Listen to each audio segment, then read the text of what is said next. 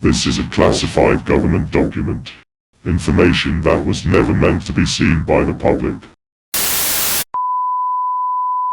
Reports indicate an anomaly detected in a restricted zone.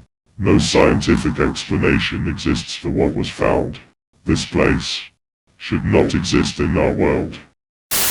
But before you continue listening, do not let this information consume you. Do not believe everything you hear, because some truths are created for a purpose. Michelle jolts awake in the middle of a square room with no windows, no doors, and walls covered in faded yellow wallpaper. The fluorescent lights hum overhead, flickering as if they might die out at any moment. The air is damp and cold, sending shivers down her spine. A heavy weight settles on her chest, making it hard to breathe. As she scans her surroundings for any explanation, everything feels like a nightmare. But this isn't a dream. Her footsteps echo unnaturally in the empty space. She reaches out and presses her hand against the wall. The texture is rough, sticky, as if something is seeping through. A deep, unsettling feeling creeps into her mind. This place is not safe. What is this? How did I get here? She said, fear and confusion. Michelle steps forward cautiously, her bare feet pressing against the damp carpeted floor. The musty smell of decay lingers in the air, making her stomach churn. She turns a corner only to find another identical hallway stretching endlessly before her. The low hum of the fluorescent lights above never ceases, drilling into her mind like an unending chant. Panic tightens her chest. Every step she takes feels heavier, as if the very walls are watching her. Then suddenly a noise, distant but distinct. A soft shuffle, something is moving. She freezes. Her breath hitches. The silence that follows is deafening. Her instincts scream at her to run. But which way? Okay. Just stay calm. Think, Michelle. She speaks on her mind. Michelle's pulse pounds in her ears as she takes a slow step back. The distant shuffling sound grows louder, closer. Her breath quickens. Her eyes dart from side to side, scanning for an escape. But the hallways stretch endlessly in every direction. Then from the far end of the corridor, a shadow emerges. Its form is twisted, its movements unnatural, like a puppet with its strings tangled. It does not walk. It jerks forward in sudden, broken motions.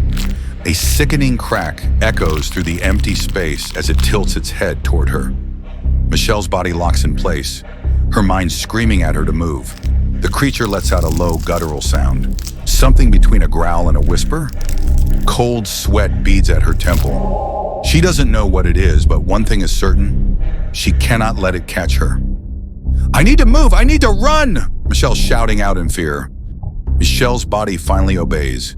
Her legs jolt into motion, and she turns sharply, sprinting down the endless corridor. The heavy, damp air claws at her throat as she gasps for breath.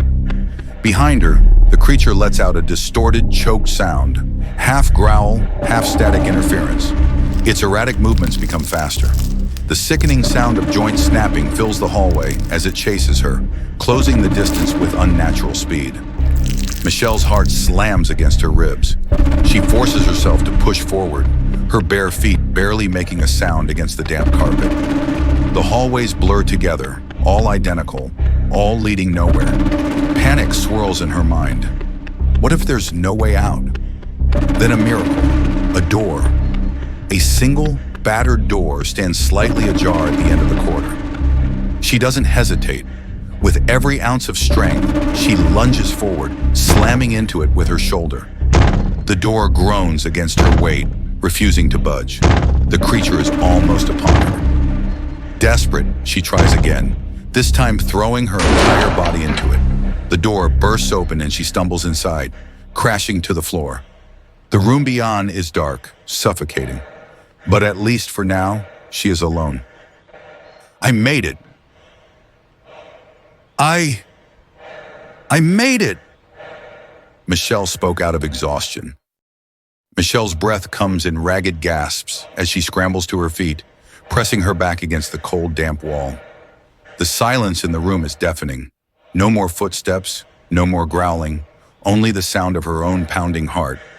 The darkness engulfs her, stretching endlessly beyond her vision. She squints, straining to see anything in the void.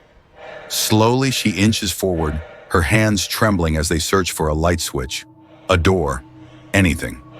The floor feels rough beneath her bare feet, different from the damp carpet of the hallway. It's colder, harder. Then a sound, a faint, rhythmic tapping. Her breath catches. It doesn't come from behind the door. It's inside the room. She freezes, her body rigid with fear. A chill crawls up her spine. Her eyes dart around the black void, searching desperately. The tapping gets closer, louder. The darkness shifts. A shape moves. And then, two glistening eyes blink open in the shadows, staring directly at her. No, no, no, no, please. Not again. Michelle pleading in fear. Michelle's heart pounds as the glowing eyes in the darkness fade into the distance.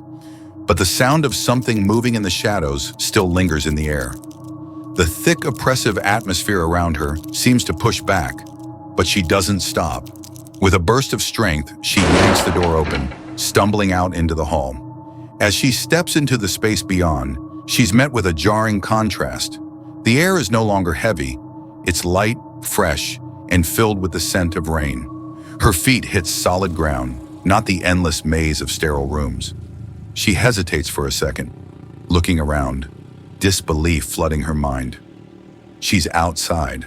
The sky is clear, the stars shining brightly, and the quiet hum of the city's nightlife surrounds her. The street lights cast a soft glow as cars pass by, the distant chatter of people filling the air. Michelle takes a step forward, her legs weak, but the relief is undeniable. She's free. The world feels real again. She looks back toward the building she just emerged from, a nondescript, gray structure that seems completely ordinary. But she knows, what she experienced wasn't a dream, and whatever that place was is not finished with her yet. With a deep breath, she walks into the city's bustling streets, trying to forget the nightmare that still haunts her mind.